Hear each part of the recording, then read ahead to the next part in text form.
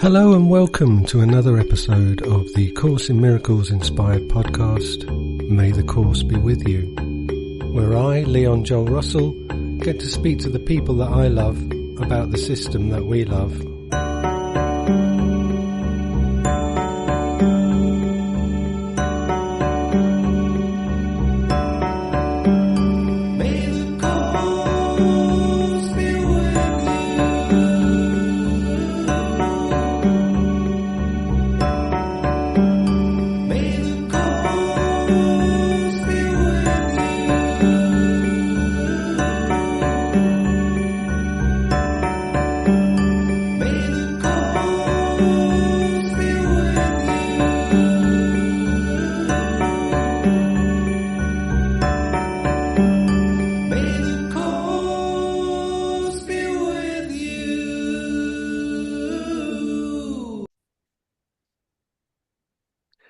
Nick, how are you? I'm doing well. How about you? Yeah, very good. Yeah, really grateful to join with you. I know we've been chatting with each other for a couple of years, really, sending lovely messages, and here we are. There you go. Musician to musician. Yeah, indeed. Yeah, maybe a good place to start as well, because I know you have very kindly shared a beautiful letter from Ken, and we talked about the specific message and the generalization of that message, which I think is probably like a really good springboard for our conversation, because we're going to look at that principle. Well, What do do you you reckon? want the story? You want the story behind that letter? Yeah, of course we do. Go ahead and read it out loud so people know what the letter says, and then I'll tell you what the story is. You want the whole letter, or do you want Yeah, it's a short letter, right? I mean, it's just you can yeah, pick it out real quick. let's have this.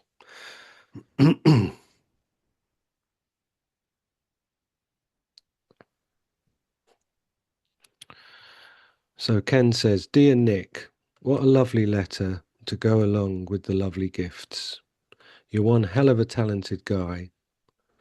I've only listened to part of your comedy routine, and you're very funny, and your singing is great. And I like the picture very much. Quite clever and thoughtful you are. So, take your talents and abilities, purify them of all ego involvement, and then step back and let the music of life flow through you. And don't forget to send me postcards. Thanks again, Nick, and Godspeed to you as you continue on the journey, remembering to laugh at all the silliness. Love, Ken." Yeah. Well, let me tell you the story behind that. I was in Temecula once. I was there, and in one of his talks, and I asked a question, which, by the way, that question is in one of his CDs because somebody from England told me, "Hey, I have this CD which is called, the bulk CDs that he has from the different Yeah. whatever." And I asked a question, and the question was something along those lines. I think I don't think I cursed on the question, but I might have, or I thought of it though. I said, Kenneth, I don't know why the heck in the world, you know, life has me sharing, speaking on A Course in Miracles because I was being invited to many places in different countries. I mean, I was all over I've been from Canada, US to Mexico, Central America, Guatemala, Chile, Colombia, Argentina, uh, um, then Spain, England, um, Germany, and all these things were happening for me. And I just didn't understand. I said, why the heck this is happening for me? Because it's not like I'm intending it or anything. It's just the way it's kind of unfolding. So, and he said to me, he didn't encourage me to teach the course or anything because he knew what the course is about, though. But he said to me very kindly, first of all, he said, I admire your courage.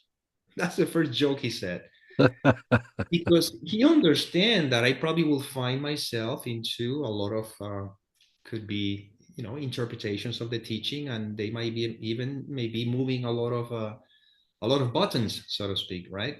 Mm. uh, but then he says, as long as if it makes you happy, and as long as you're not hurting anybody. That's Mm. all he said, nothing else. And then he said, send me postcards.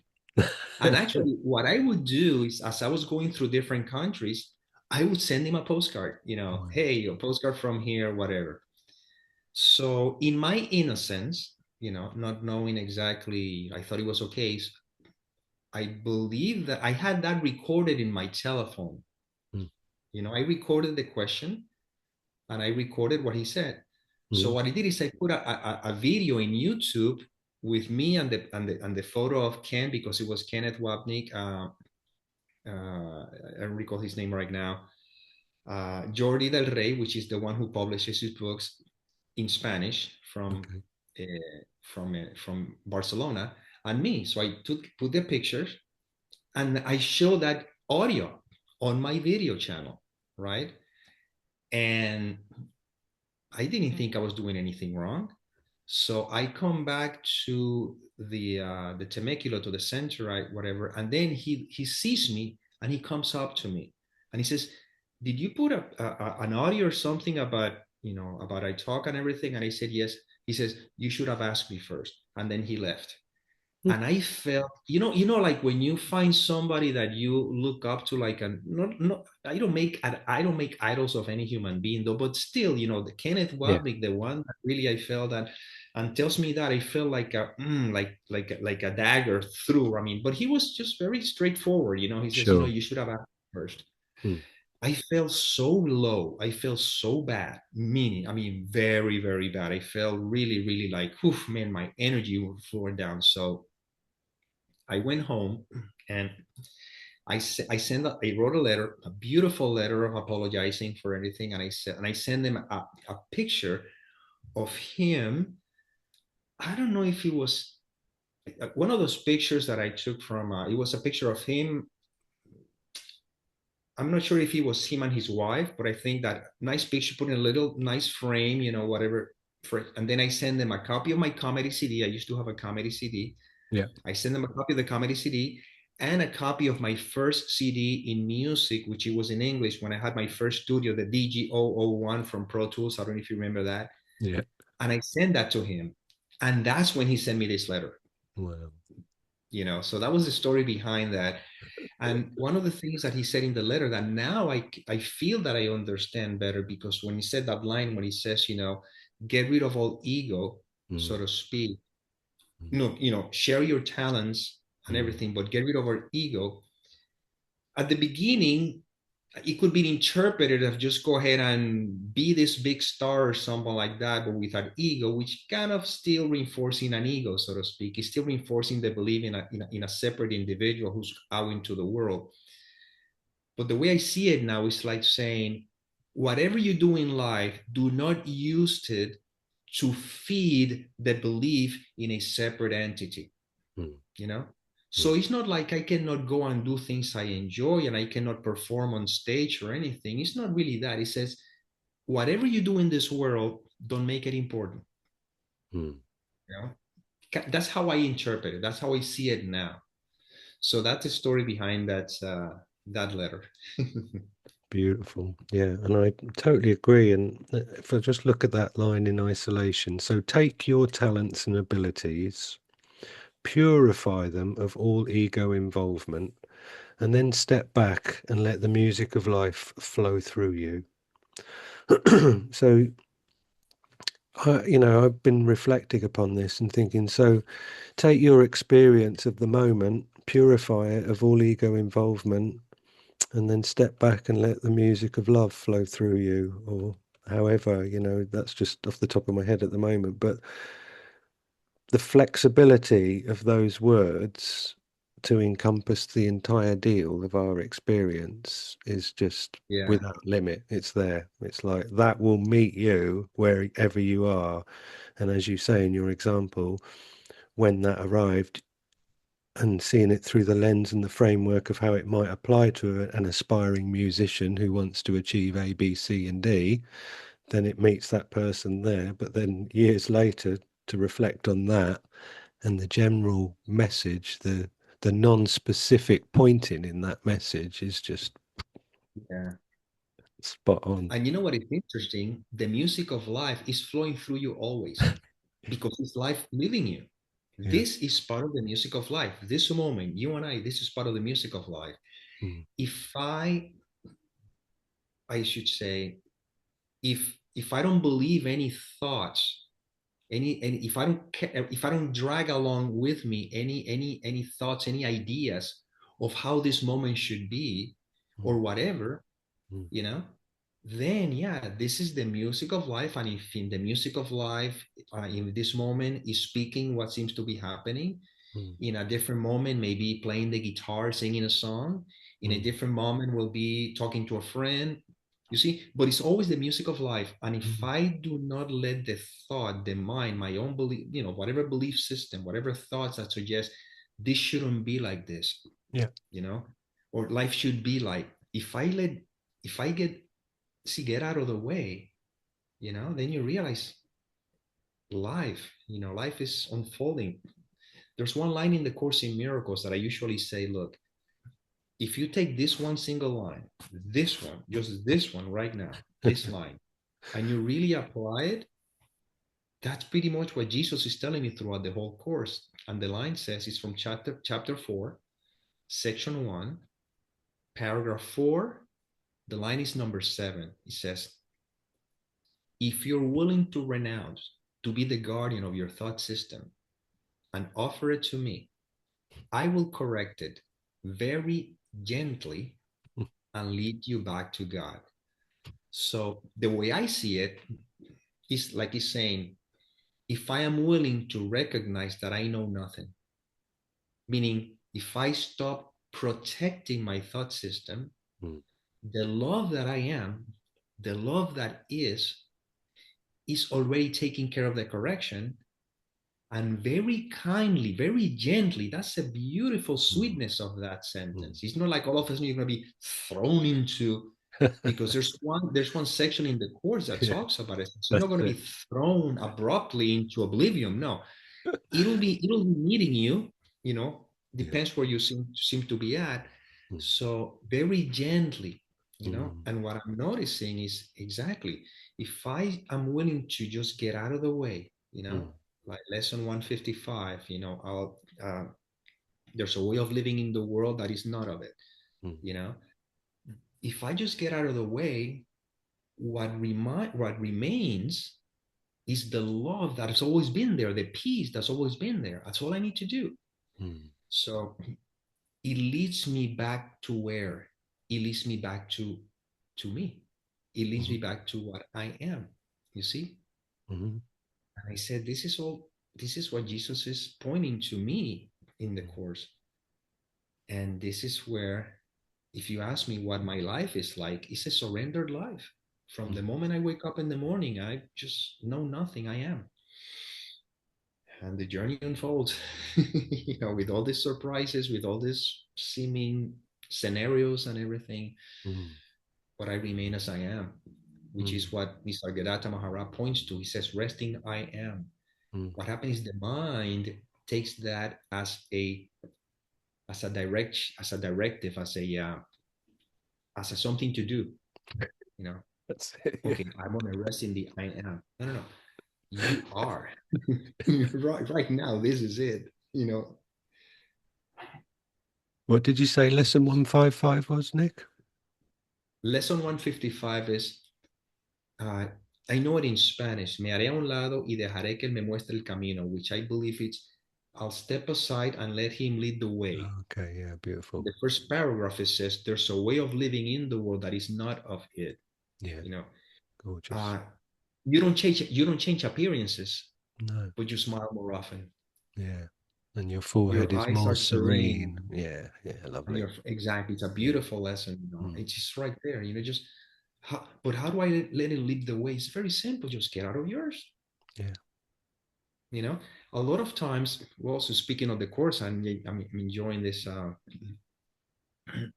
One of the things that I found out is that when when I hear people saying choosing the Holy Spirit thought system, Hmm. it's interesting because choosing a Holy Spirit thought system suggests that there is another thought system, Mm. you see? Sure. But if the only thought system, if the only thing that is true is what I am, technically speaking, I don't need to choose, Mm. because choosing a thought system puts me in a position of someone who's choosing. But what happened if right now I'm resting in beingness because I am? Mm-hmm. That in itself is the equivalent of choosing right mindedness. Mm-hmm. Does that make sense? Oh yeah, because what I'm thinking when I'm listening to you is like the block, the clouds, the thing that obscures the reality of us being is thought. Mm-hmm. Yeah. So if I'm going to withdraw my attention, but it's not even withdraw your attention because then that's a doing. It's Exactly. just relaxing into understanding the dynamics Yeah. of the mind, and then like you say, what what is really there is truth. I don't have to generate love. I don't have to make love, create love. And it tells us that in the intro, doesn't it? It's like, we're not going to talk about the meaning of love. That's beyond what's going to be taught. We're going to look at your blocks, why you can't experience that love in every single moment. And guess why? Because of thought, because you think you're generating private thoughts that give meaning to everything, and then you can project that meaning onto everything and go, okay, I've ranked everything now in terms of importance. I'm in control of everything. Okay. Now I can continue. Leon can continue to talk to Nick. Exactly. And in the end, the silence that is pointing to is this. Only the thought me is the one that gets in the way. The moment the thought me appears, we're in trouble, because this is the thought to which every other thought attached to. Mm, You see? mm, One of the biggest challenges which happened for me at the beginning with the course is that I was seeing Jesus, which is sort of like, the course sees him as an elder brother, so to speak, while I'm mm, still believing I'm this individual. Because remember, the course is talking to the mind that is dreaming me. mm, That mind is dreaming all this thing, and mm, that mind is identified with this me. mm, So Jesus or Holy Spirit would be pretty much the memory that, hey, you are not this thing. mm, You're not even that mind that is dreaming anything. You mm, simply are, right? mm, So at the beginning, I believe chapter 2, when Jesus says, you and I are exactly the same. mm. What are you talking about? Well, you and I are exactly the same. The difference between you and I is that I only have God and nothing else. And to you, that's potential. Mhm, So it's kind of like saying the only difference between you and I is that you believe you're you. mm. And because you believe you're you, I have to relate to you from the belief that I am me. Yeah, But in reality, there's no me and there's no you. yeah. So all I'm asking you is choose me as your teacher. Mhm. And how do I do so? Oh, it's very simple. Don't believe your mind. Don't believe anything you think. I'll handle that.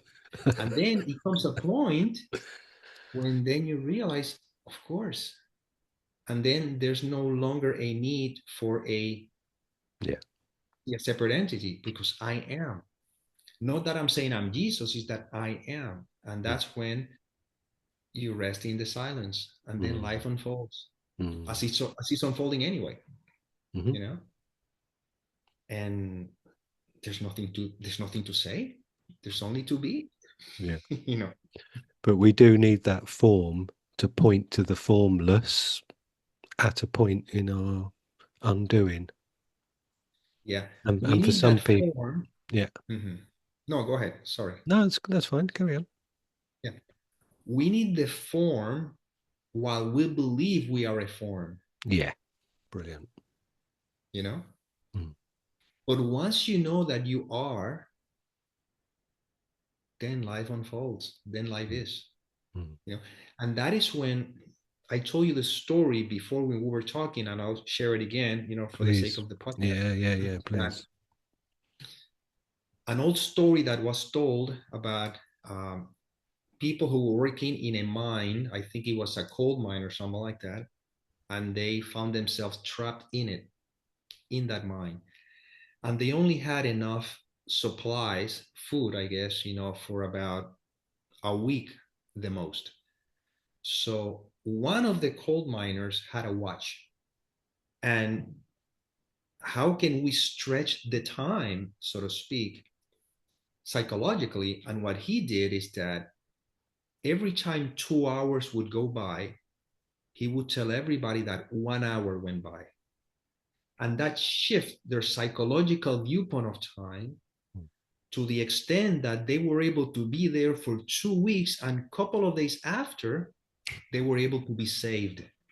All of them were saved except the one who had the watch. He died because he couldn't fool himself.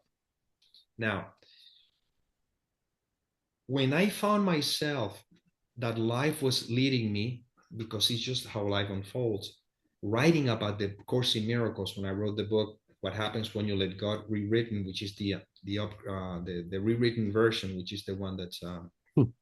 I feel that is completely exactly that's the one. Thanks. So when I was sharing the course, because I was invited to, I mean, people would invite me, so I would show up, and I was getting paid and everything. So Mm. I felt that I was the one with the watch, because I knew that it was not about me sharing this with anybody. It's about me remembering who I am. But I was between a rock and a hard place, because I don't know, this is what's happening. So Okay. then the time came when life finally said, okay, now there was a great run. There was a lot of opportunities to forgive, to really, but now we need to really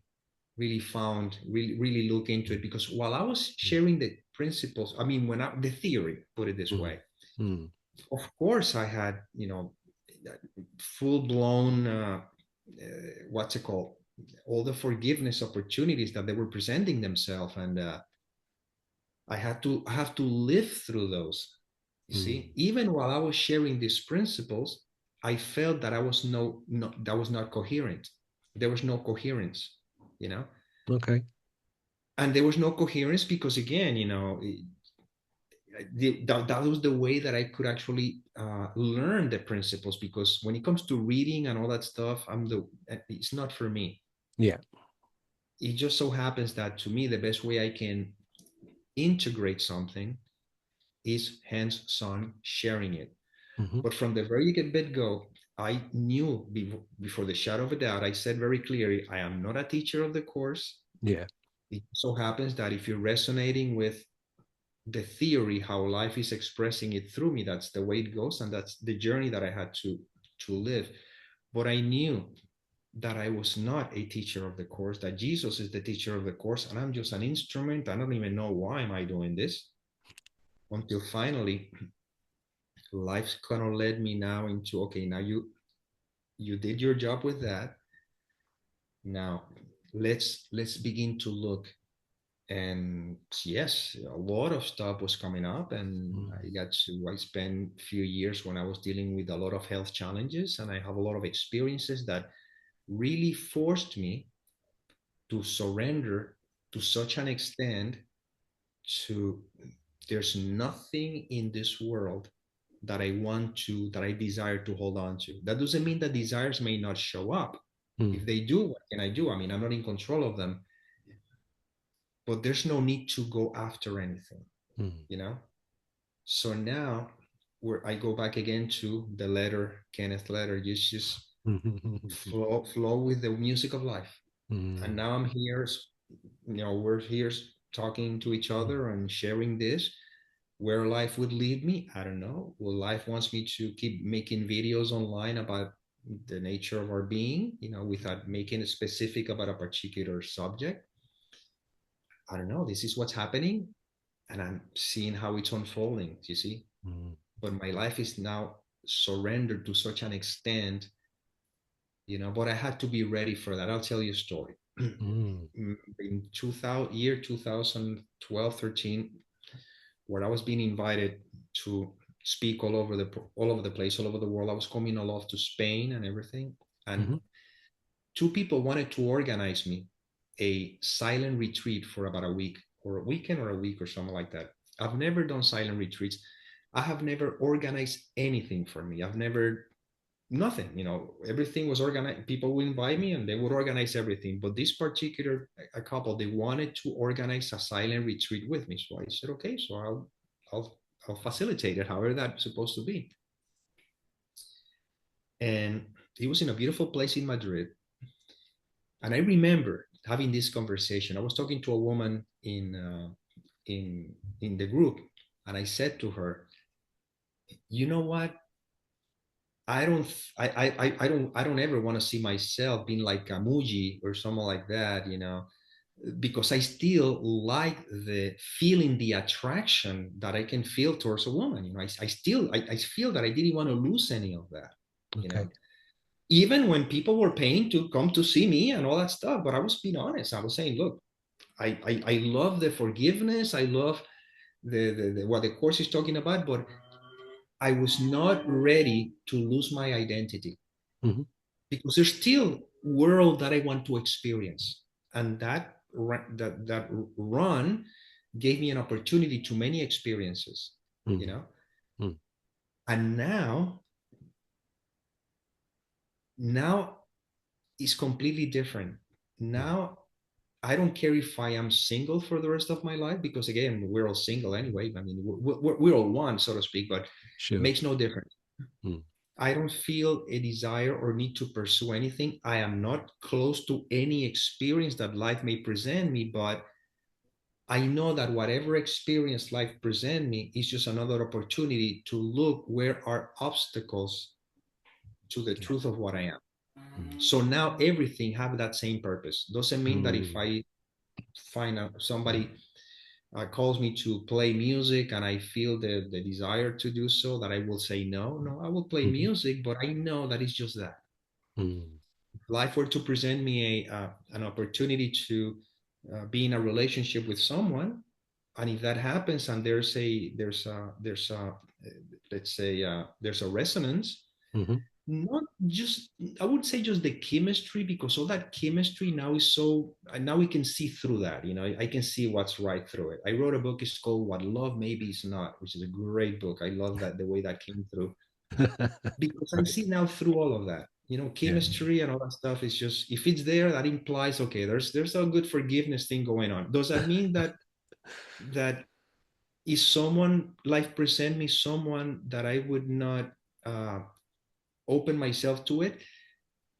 Again, depends now, because now I know that if it's someone that she could be cute, she could be beautiful, I could be chemistry, but you know where you're heading to right now. If we cannot meet, if I cannot meet someone in the space of knowing, what is life, what is the journey, what is life really about?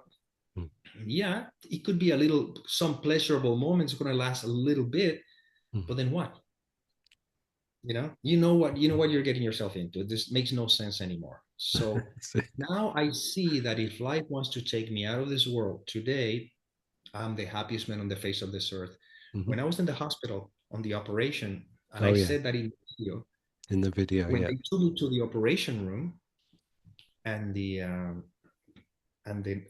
doctor says, think positive thoughts and everything before they give me the anesthesia.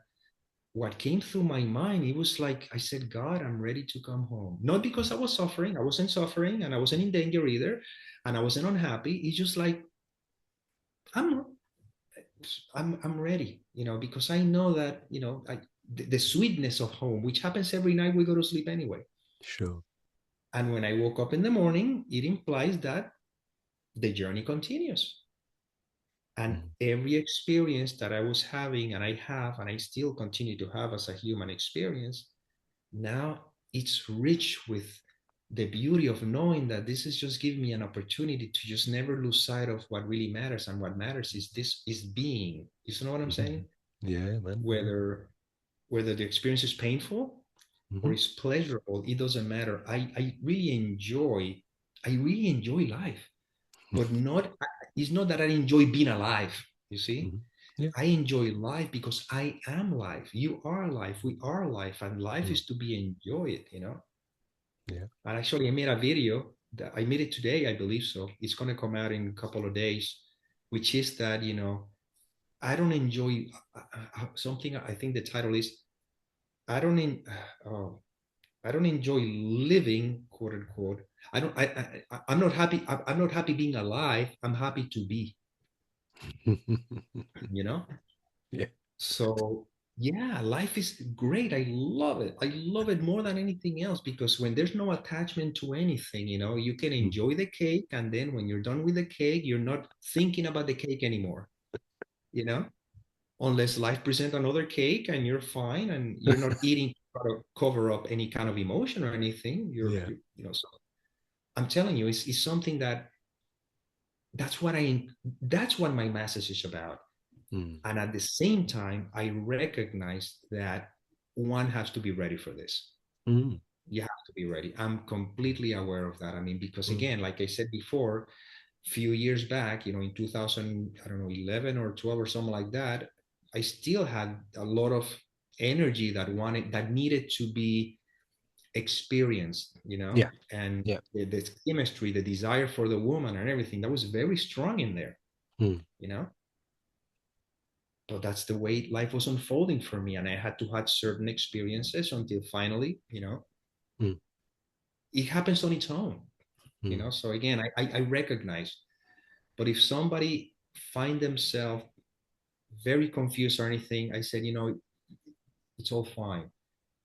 Just begin with, just be open and trust. You will live the life that you're supposed to live. You'll go through whatever steps you have to go through, and you cannot make a mistake. That's the beauty of this, that you cannot make a mistake because the road has been already is ready, is prepared. And if anybody's listening to this podcast and probably still doesn't care about spirituality, but somehow life led them to this, Mm. that's fine. They still have to live their life with all these different experiences Mm. because it's all part of of the of of, of, of the recognition of the I am. I don't know what to say, Yeah. but No, I love that. I tell you what I am thinking is that, that how beautiful that combination of of life being impersonal but intimate, hmm, and yeah, what could be seen as two, completely different ends of the scale, impersonal from the perspective of the individual self, as that would look upon it. It's going to go impersonal. What, where am I fitting in this? And it's like, well, take that, reframe it in this other context, impersonal but yet intimate, just like so close and familiar and delicate, and you want to like handle it with the utmost reverence and devotion, but there's no yeah, judgment to create ranking to everything. There's no judgment. It's like, and if we invest our belief system into an experience, if we invest in that belief that we can apply meaning, I think a lot of people can understand when you might say that a projected meaning lowers the value of something. When someone say, "Oh, what a terrible day," and other people go, "Oh, don't project meaning onto the day. It's not a terrible day."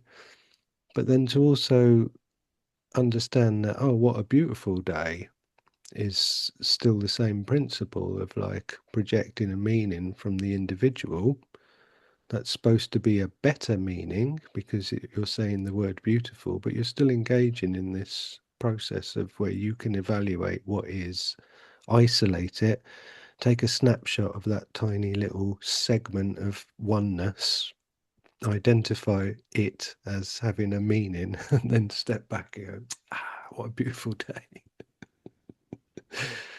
yes. It's very interesting. You know, something came through me as a way of attempting to explain in hopefully words that may be uh, digestible. And this is what came through. I'll share it with you. See if this way of seeing it or this Mm. could help. And the way I see it is that, remember that when I say the way I see it, I'm not talking me, Nick Arandes, the way I see it, but that's the language we have to use within this Yeah. context. Yeah. And in English, it's easier to explain it because English have uh, two different words. One is awareness, and the other one is being conscious or Mm-hmm. conscious, right? Mm-hmm. So awareness is what is. In other words, there is awareness. Yeah. It's not personal though, but it appears to be.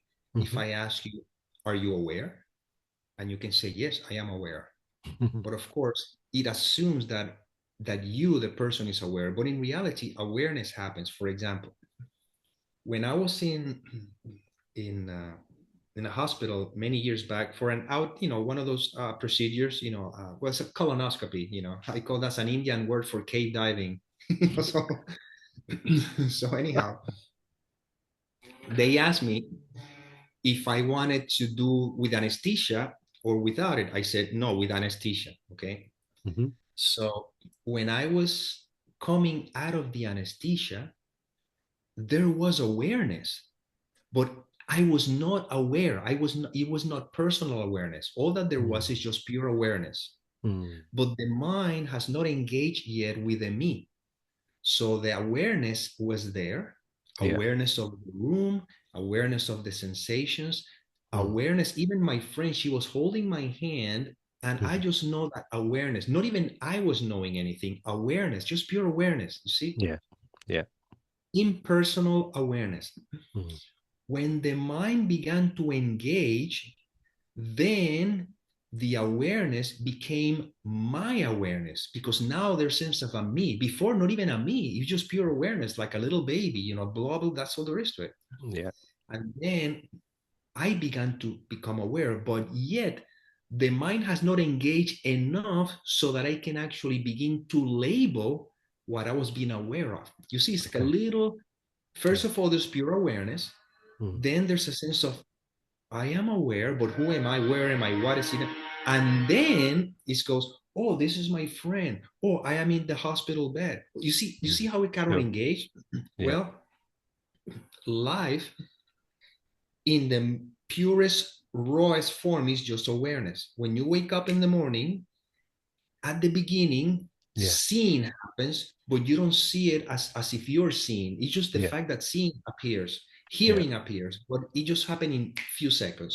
Yeah. But coming out of the anesthesia, it took a little while. You had to go through the three stages. First of all, awareness, which is what is. Mm. Then I am aware. I feel that I am, but I don't know what I am. All I know is that somebody's being aware. And then I am aware of. You Oh. see? Yeah. Yeah. So this is what happens right now. We are awareness.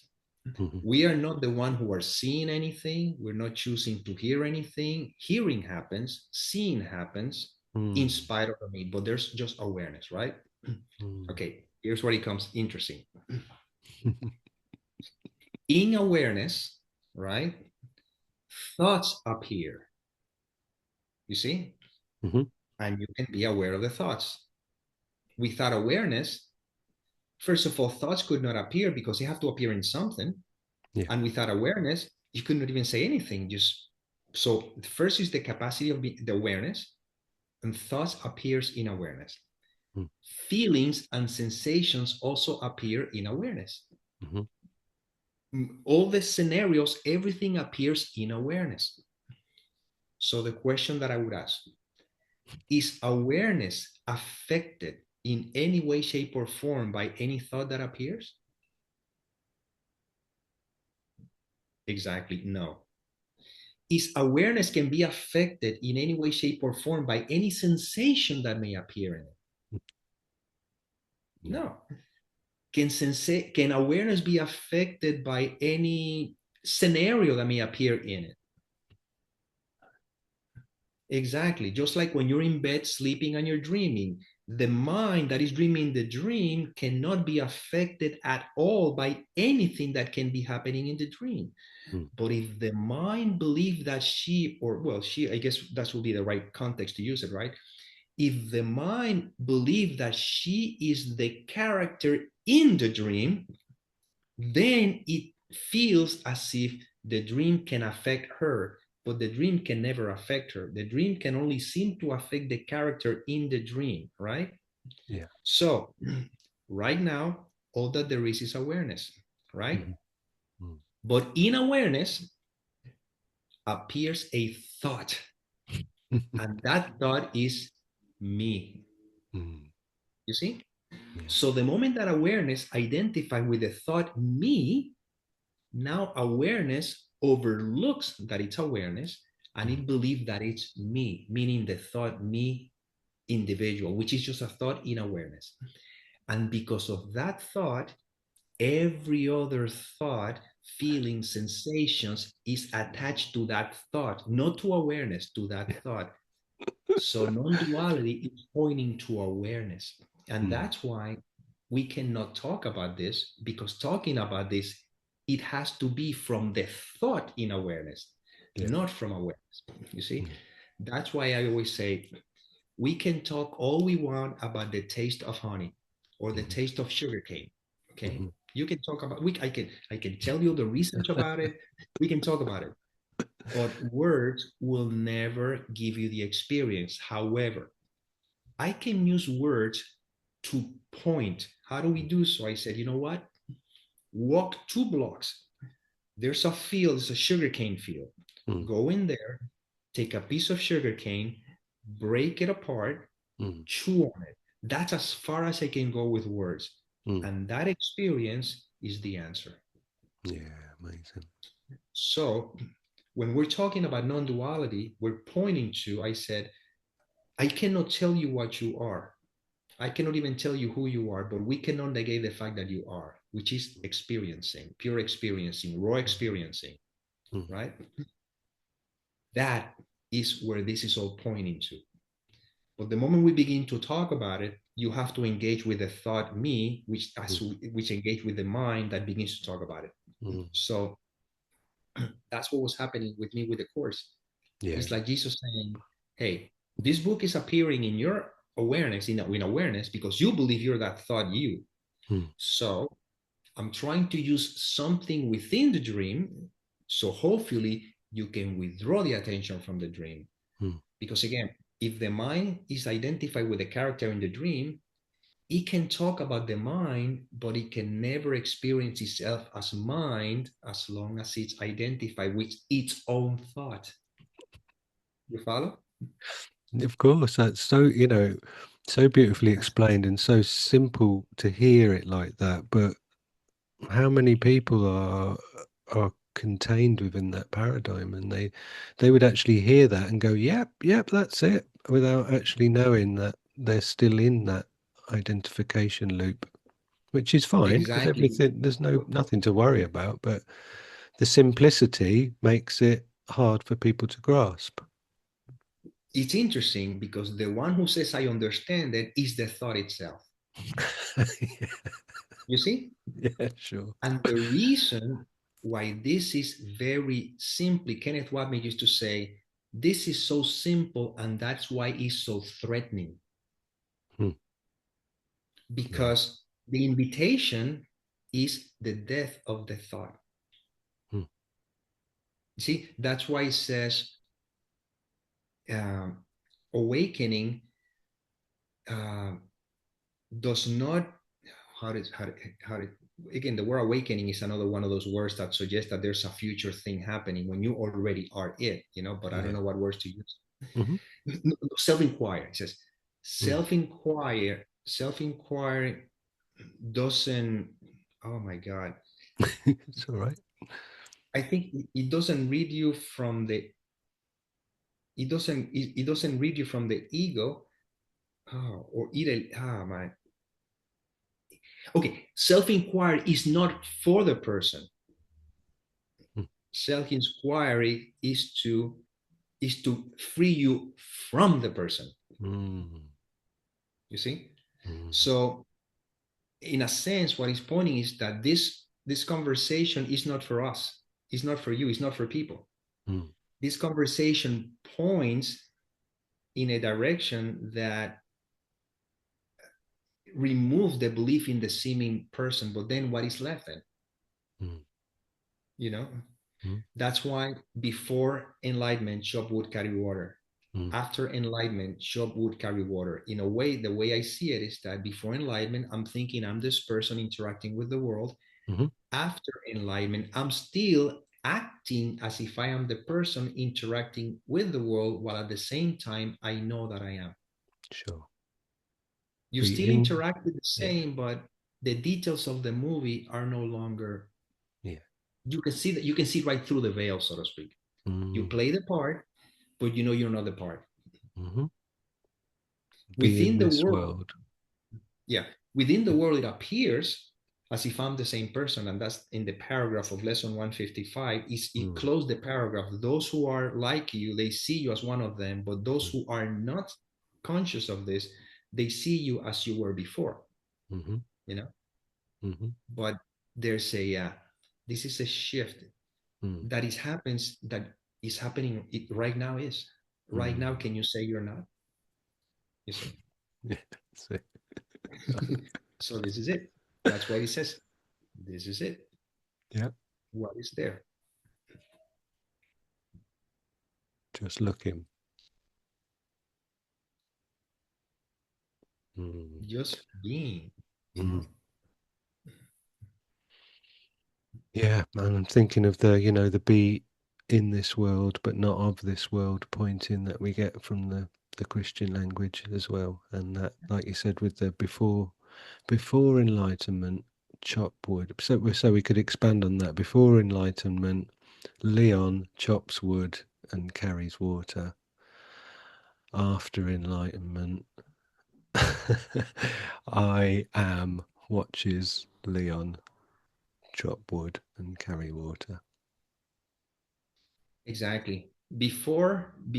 Uh, before enlightenment, Leon makes tea for his wife. After enlightenment, Leon makes tea for his wife, but now he knows that there's no such thing as a Leon making tea for his wife. It's just a happening. From your wife's perspective, Leon is making me tea. But from your perspective, you know the truth behind the veil while you still play the same role. Mm-hmm. And something else happens that is very interesting. When I know that I am, and not, there's no identification with the character me, because if I am the character in the character in the dream does not have the power to make choices. Mm. So that in itself allows for you to realize that I'm not the one choosing anything here. Mm.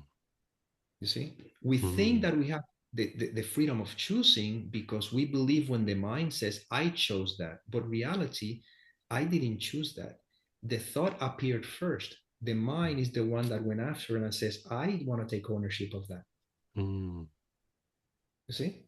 I do, yeah. And I think that's why I said to you earlier before we recorded that the Byron Katie quote that you've used Yeah. before really struck home with me, where I think you were saying that she just looks to see which one of her hands is choosing which mug from the cupboard or something. Yeah. When, Exactly. Do I know what is the next thought I'm going to have? I have mm, no clue. mm, But the moment I do, I say, I thought of that. But now you see that that's not the case. That's just how it mm, happens.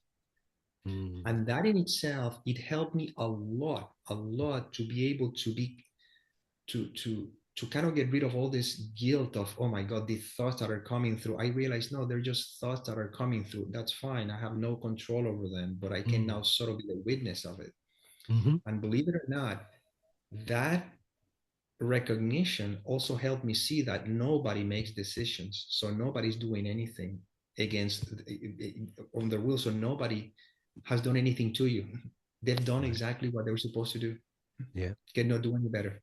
mm-hmm, And then you can see people with a compassionate but not a compassionate understanding, a compassionate integrated, because I can, you have to really, you have to see through, so the compassion comes naturally. You see, it's not that I'm Mm. trying to be compassionate. I cannot be Yeah. compassionate at will. You know, I know it what you comes mean. organically. Yeah. Maybe at the beginning I feel like I want to hit him with a baseball bat. I'm not going to say that. That would be the first impulse. you know. But the when you realize, okay, look, if you look at, for example, the way things are happening in the world, so to speak, and if you look Mm. at in the United States how the things that are taking place, Mm. it's very easy to find to find someone to blame. Mm. But what I realize is that yes, when the mind is identified within the context of the dream, within this seeming appearance, when the mind is identified with fear, it's not surprising that's the way it's going to act. Mm. Now, if I am feeling angered by any of these images, the gift that these images are offering me is to point to the anger in me that I'm not seeing. Yeah. You see?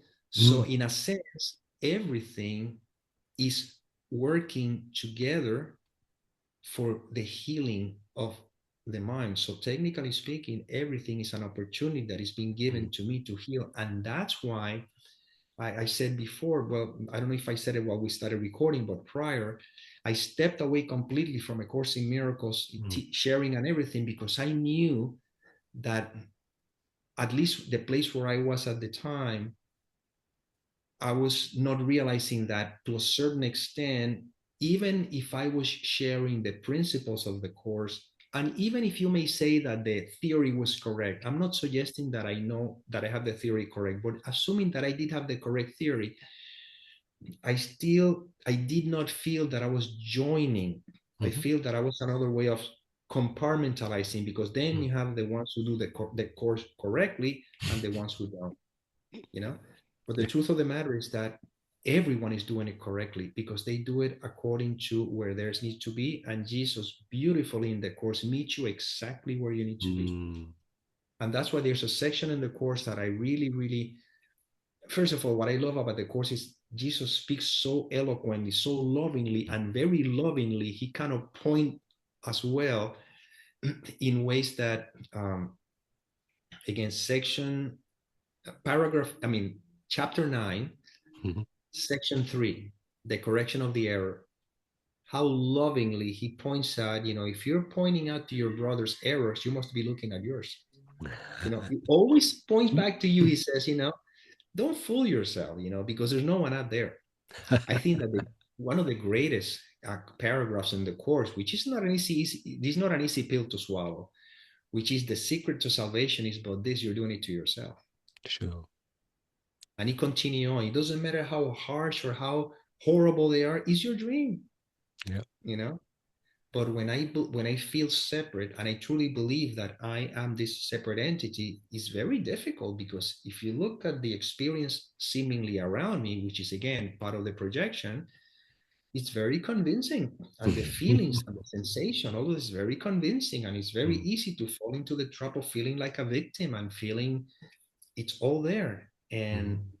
once again, resting, I am, Mm. you know, I am, and feel, just plow through this. I think that my someone that I really admire a lot. If you haven't, I don't know if you read the book, Don't Forget to Laugh Yeah. by Carol Howe. Yeah. I love Carol. To me, Bill Thetford is the example of what I want to be, Okay. so to speak.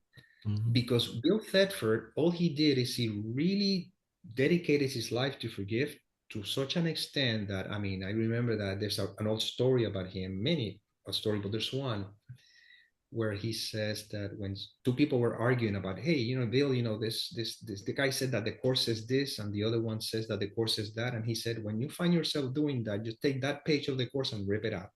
Mhm. And if you keep doing that, you're going to read the whole pages of the course, because in the end, the course is not about comparing notes, it's more about joining. Mm.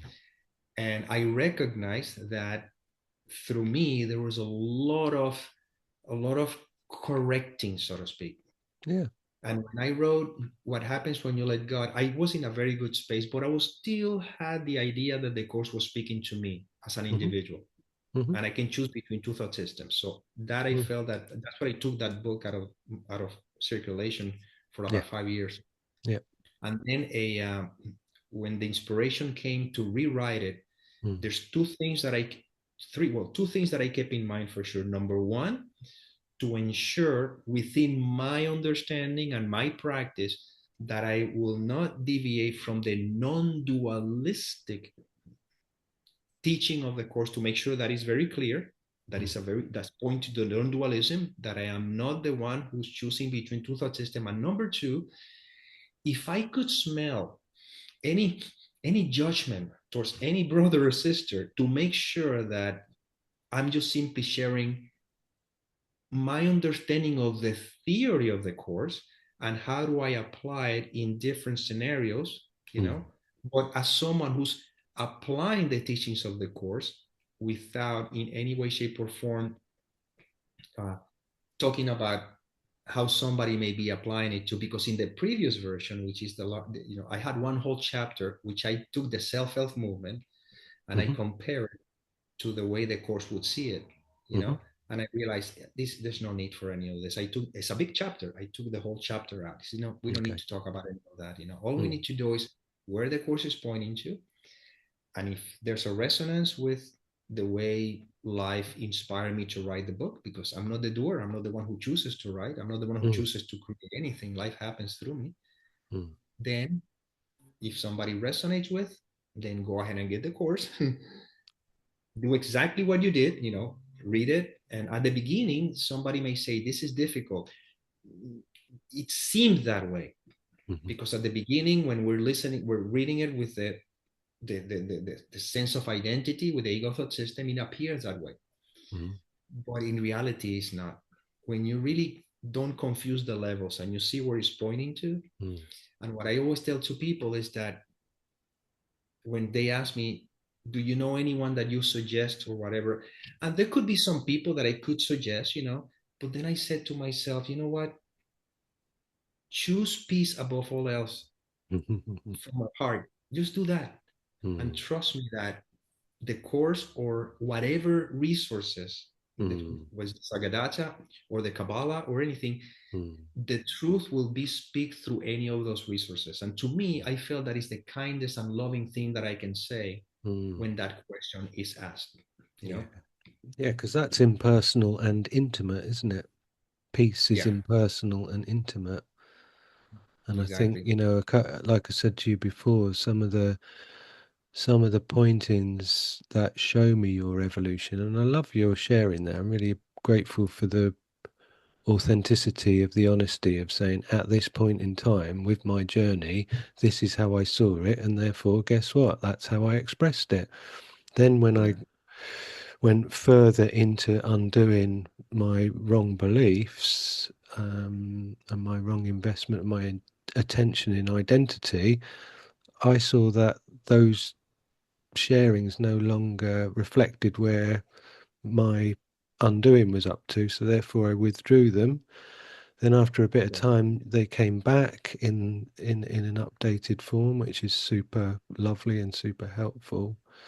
So I do really appreciate that. Um,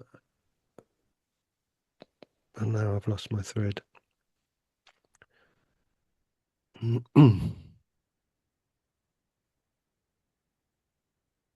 I don't know where I was going. I made the mistake of having about two or three things on the go at once. Went ahead with that it'll one come and forgot the others. it'll come to you if it's supposed to, if it's relevant. Exactly. Yeah, but there was something in there as well that really jumped out to me because it's something I read just this week, and I've ended up making a note for it for today. And it was a little maxim where it says, "There's something about that person that I don't like about myself," Mm, and the power of that honesty, of looking at that and looking at the projection. Um, and looking at that tiny mad idea, like you were saying before, of your experience of the process of awareness and then consciousness and then being conscious of something. If we're trying to slow down this mechanism of the observation, the experience, identification of thought, to the slowest sort of gear so we can actually see what's happening. And it's interesting because I don't use guilt much in my own vocabulary. I understand the context of it when it gets used, but I tend to lean towards saying like uneasiness, just, a Yeah. tiny mad idea entered the mind, this a sense of like being conscious entered into awareness, and it felt uneasy, and it's like, this isn't right, what is this? And then the next thing would be like, right, I don't want this feeling, so therefore, Nick, you're looking at me in a weird way. I felt all right a minute ago, and now I can see that you're looking at me in a weird way, and now I don't feel all right. And it's like happens quicker than that. If you don't slow down and actually take note of what's going on, you're just stuck in that loop of projection all the time. And it wants you to be that mind wants you to be stuck in that because it's perpetuated by that unconscious movement of like, I am not responsible. The secret to salvation is I'm not doing this to myself. I would feel free if Nick didn't look weirdly at me because a minute ago I felt fantastic because I didn't feel uneasy that I was conscious of something because I'd forgotten that there's a counterpoint to being conscious, which is the awareness of just being without taking ownership of anything. But that lovely that lovely reality is can't be explained at the moment for me better than impersonal but intimate. I just finding that really, really striking at the moment. So yeah, to read that this week, there's something about that person that I don't like about myself, and how much that made me laugh because it exposes that entire charade that mind is trying to perpetuate by leaving it in the shadows. Yeah, and actually, there's something very interesting as I hear you speaking. There's something Hmm. very interesting here. Let's say I find myself reacting to someone, right? I don't like the person is looking at me and everything. Hmm. The mind, what it does, it says, "Oh, that's a thought."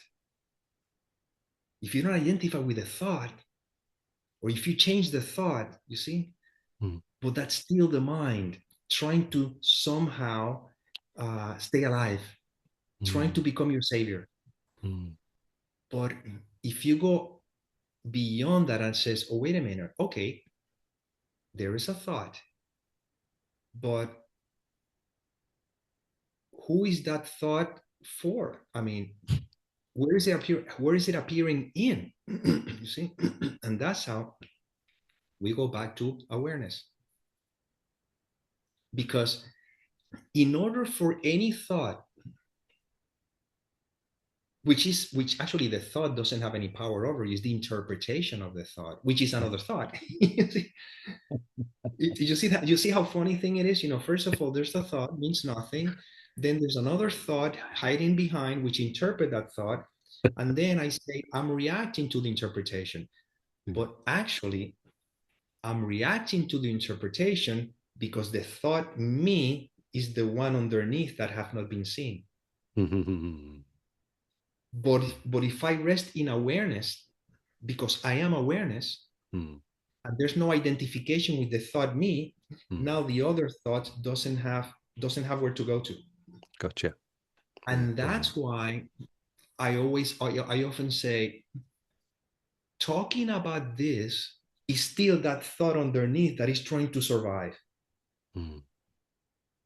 But in the end, when you sit with this, Mm. then there's no need to talk because Mm. now everything is seen through. Mm. And now life unfolds.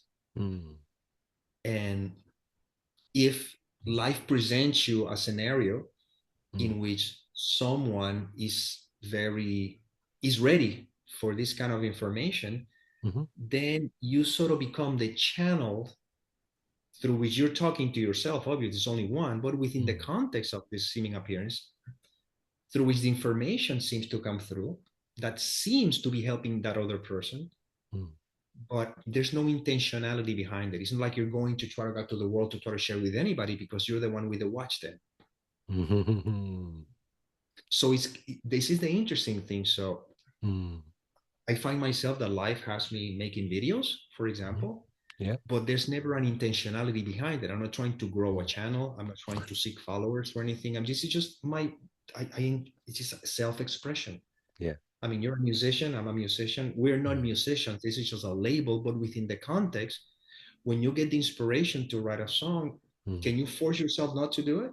Mm. No, no, no, You'll be no. you'll be fighting yourself, Yeah. you know. So, in that sense, without mentioning any names, even people who are in politics who do things that may not seem very kind, Mm-hmm. they cannot help not to do it. And you may say, but how could that possibly be? Because this world is duality.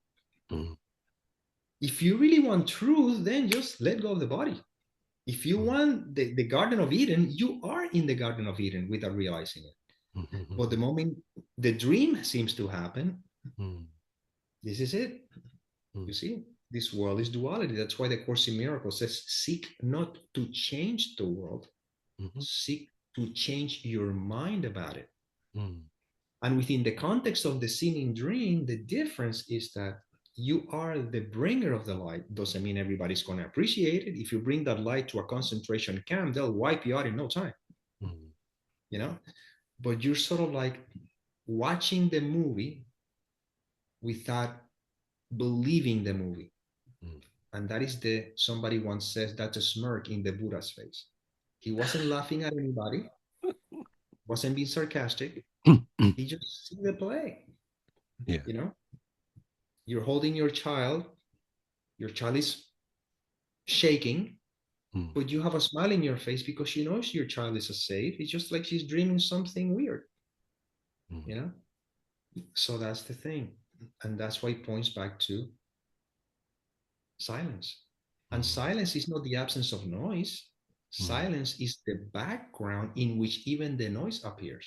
Mm. And that's why it says you are that. Mm. Yeah, You know? absolute silence rather than like relative silence. Exactly. It's Mm. where all this is pointing to. So once you get, I Mm. mean, once you know the sugar, once you taste the sugar cane, do we need Mhm. to talk about it anymore? No. The only thing is that now that you have tasted the sugar cane, if somebody have the same question, instead of you trying to teach them about the sugar cane, now Mhm. you point them. Yeah, You see, we're sure. pointers, pointing. Yeah. And that's what we're doing, just kind of pointing. Hey, I know where Mm. you're at. I know how you feel. I've been Mm. there, Yeah. done that, got the Mhm. t-shirt. And now the question is, and this is the most important question, what do you really want? Mm. Because a lot of times, a lot of people can be suffering and they said, I don't want to suffer anymore. Mm. But the problem with that is that if I give you, it's like I usually say when people have problems, they go to church and they pray the Rosemary and the Father, you know, uh, the, the, the, the Holy Father better Mm. than the Pope. Oh man, they'll do it like you would not believe. But the Mhm. moment the problem is resolved, they forget about the church, everything. Okay, great, thank you, God. You know, I can go on with the life that I was living before. Mhm. You know, thank you, you saved this, you changed this. But when you really want inner peace, the real inner peace, Mm. meaning the knowing of who you are, Mm. well, you know, it can get very interesting. That's why lesson 70 talks about you have to go through the clouds Mm. before you get to the light. Mm. Kenneth Wapnick used more descriptive word. He says you have to go through your hatred before you Mhm. get to the love in you. Mhm. You know, Sure. that doesn't seem like a very very appealing journey, but the problem is that you're going to have to go through it anyway, whether you like it or not, because you Yeah. will not be able to sustain the feeling small, the feeling separate, the feeling scarce. The time will come that the suffering is going to lead you to the place where the Course in Miracles says, uh, there's a how is it says that suffering or the pain is without limit. Mm.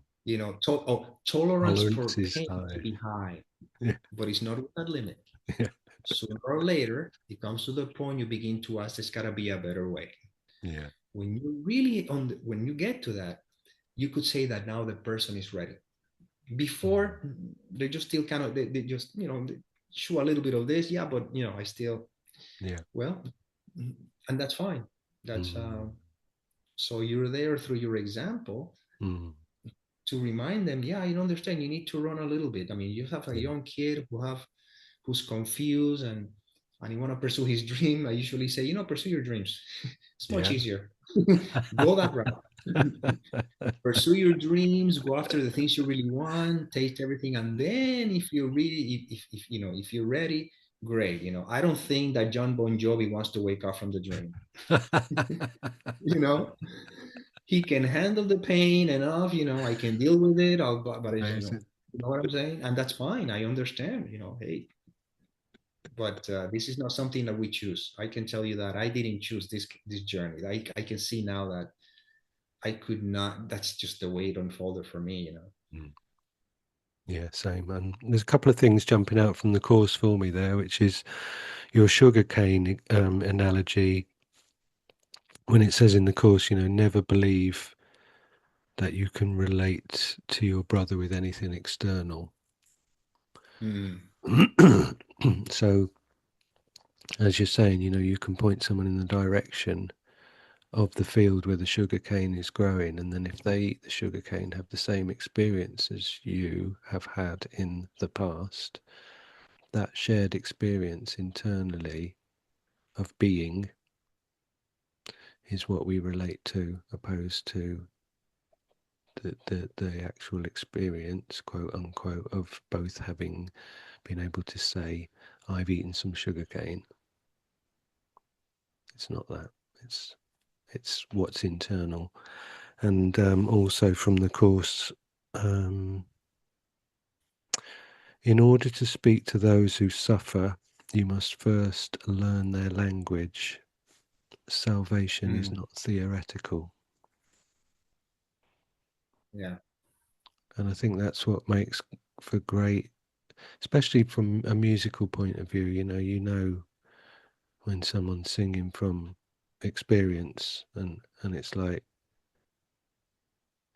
that frequency that expression has that attracts mm-hmm, you because you know the truth of it, because it's not theoretical. I'm not singing a song to you. You're not heartbroken at the moment because you've split up with your girlfriend, and you're listening to me singing a song about being heartbroken, but I've never been heartbroken.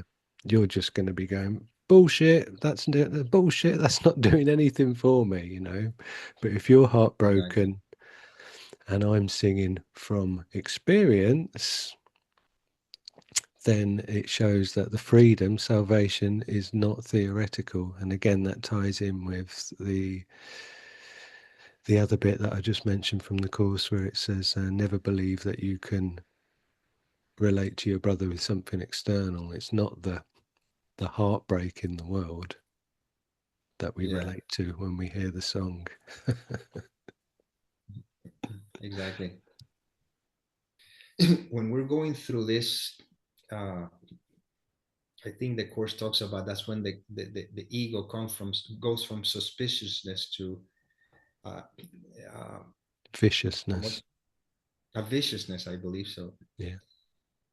All we can do is just hang on, just be, Mm, and then when somebody's going through that, you've been there. I said, I know what you're feeling, but at the same time I can relate, I understand, so I cannot expect you to mm, believe my words, but I see it. In mm, other words, when if I haven't had that experience, mm, even though I think that I might want to help the other person, mhm, all I'm doing is I'm buying into their own fear, and I'm mhm, trying to offer a solution. mhm.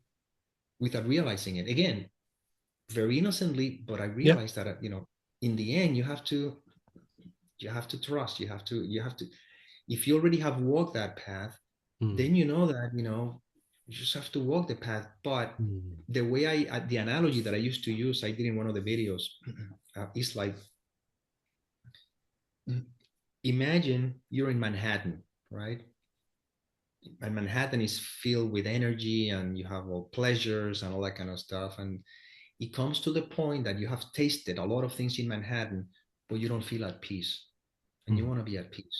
I don't know Mm. what, I just want to be at peace. So what you do is that the person goes to Central Park to Mm. get quiet. Mm. In that moment, there's a tiny voice that says, go through the tunnel, because it's the Lincoln Tunnel that takes you from Manhattan to New York. Like New Mhm. York is connected to the United States and everything else. But for the analogy, well, that voice had been there your whole time, your whole life, since the moment you were born, within the context of the stream, right?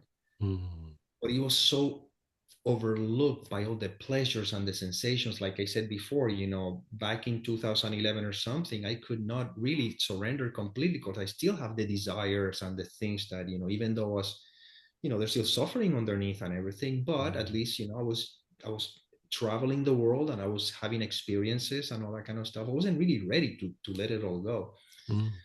But somehow life was taking me in that direction. So anyhow, you're sitting in Central Park, and that voice, which has always been there, only ignored. That's what the Course in Miracles says. You can cover the light, but you cannot, extinguish it. Yeah. The texture of that voice gives you peace. At least that voice gives you peace. The other one says, come on, let's party, let's everything. You've been there, you've done that, and you see where it took you. But now this one brings you peace. And that voice says, go through the tunnel. Mm. Now, there's a little challenge here. The challenge is that everyone in Manhattan says that if you go through the tunnel, something horrible is going to happen. That's why nobody wants to go through the tunnel. They rather entertain themselves in Manhattan as opposed to be free.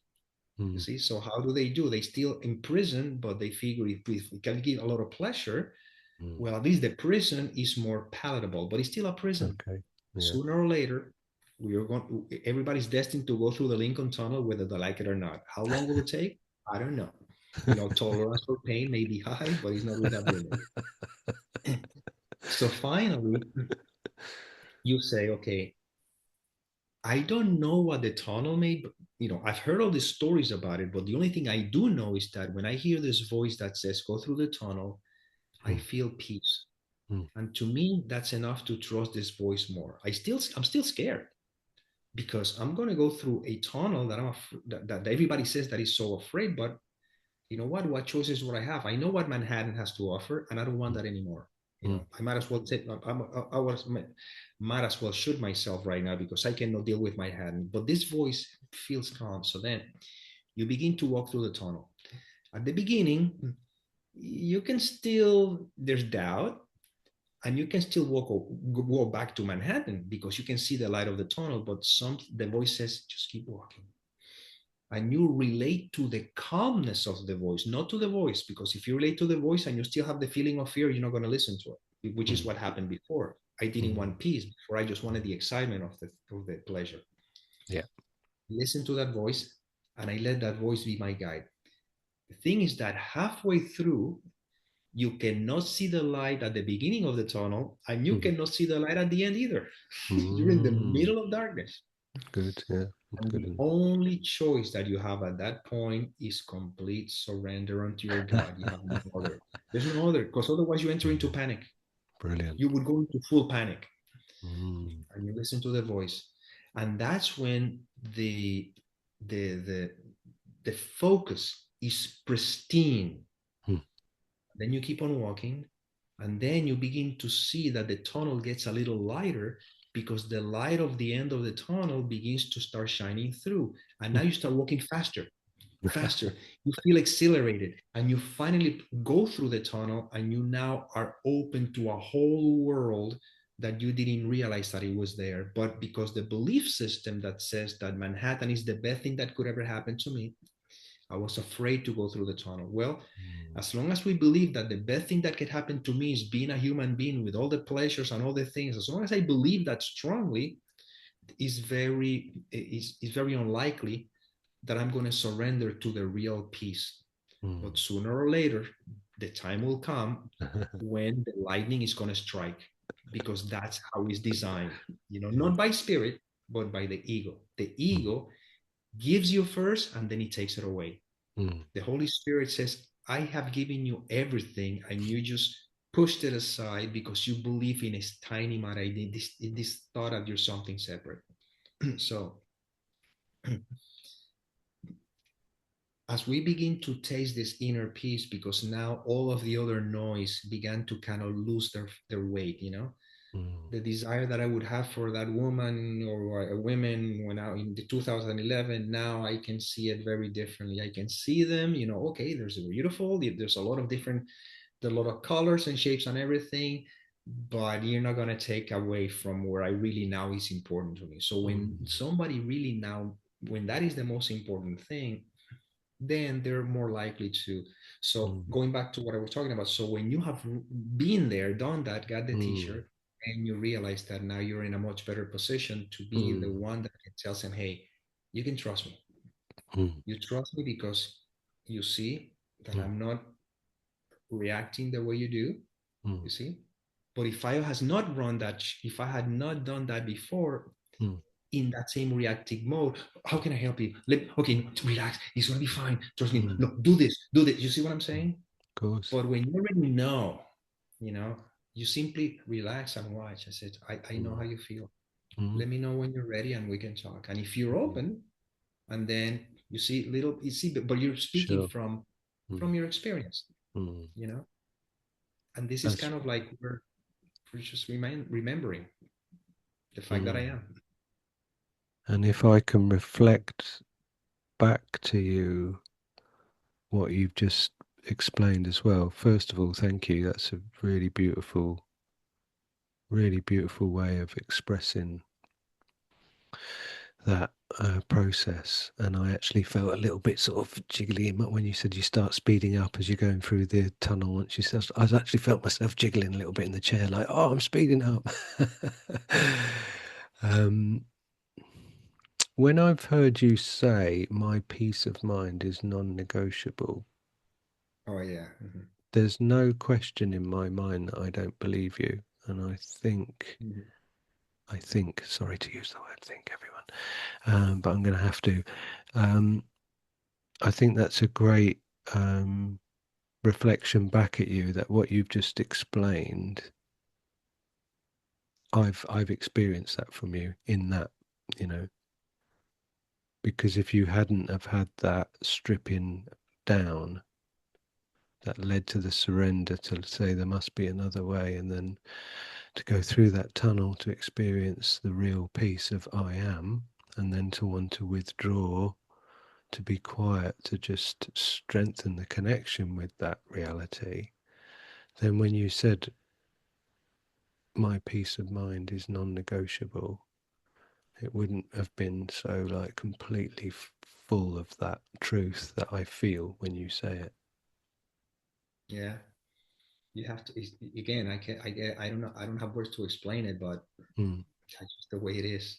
mm, I mean, life gave me, what happened to me also, life gave me experiences with relationships, and I mean, good people, don't get me wrong, nothing that you could say that it was a dramatic in a sense of there's something, a horrible person. No, they're beautiful, wonderful people, mm, and somehow I was feeling a huge pain here. I mean, like a tightness okay. that I couldn't understand. And I said, "What's wrong? What's going on here?" And although in hindsight I can see now why probably that is, those, they were not necessarily the the the the, the, the partnership that it would be best for both of us. Mm, But really, it all came down to one thing.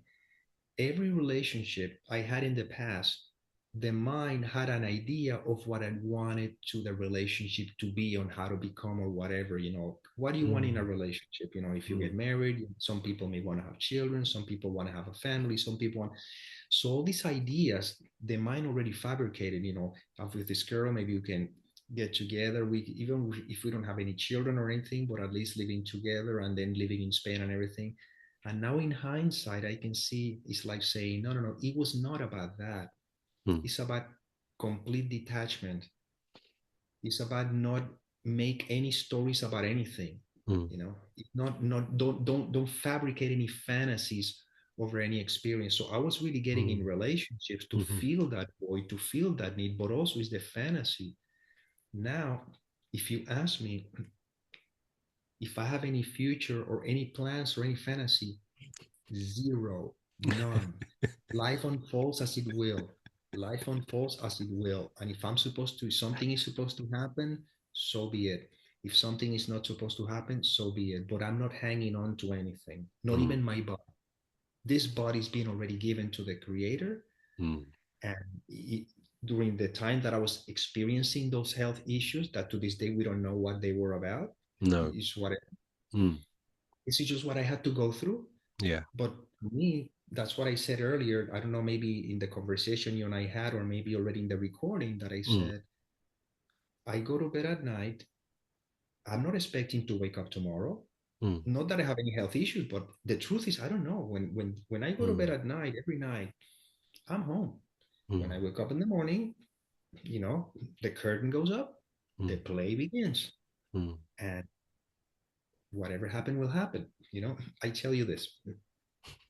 I have a, I have a, well, not me, but these have come very strongly. uh, in When I was about 2 years ago, when they found out cancerous cells in my prostate, which they Oh, removed yeah. the prostate. I'm fine. Everything is okay, and nothing dramatic. They found, in the early stages. Technically speaking, many men live Yeah. their whole life with, Yeah. so it's not a big deal.